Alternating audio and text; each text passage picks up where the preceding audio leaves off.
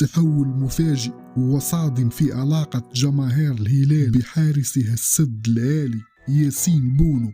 فبعد أن كان البطل التاريخي أصبح اليوم في مرمى النيران بعد ليلة السقوط الحزينة أمام السد القطري. الشرارة بدأت من خروج الهلال المرير من دوري أبطال آسيا، حيث لم ترحم الجماهير بونو بعد استقباله هدفا وصف بالغريب وفشله في التصدي لأي ركلة ترجيح، مما فجر موجة غضب عارمة اجتاحت منصة إكس وانقسمت الآراء. لكن القصوى كانت سيدة الموقف والمطالبة برحيله، ووصف مستواه بالمتواضع. نسي الكثيرون تضحياته السابقة. يبدو أن ذاكرة كرة القدم قصيرة جدا، والجمهور في لحظة انكسار لا يعترف بالماضي. ويبقى السؤال الأهم: هل يتحمل بونو وحده المسؤولية الوداع الآسيوي، أم أن المنظومة بالكامل كانت خارج الخدمة في تلك الليلة؟ شاركونا آراءكم في التعليقات.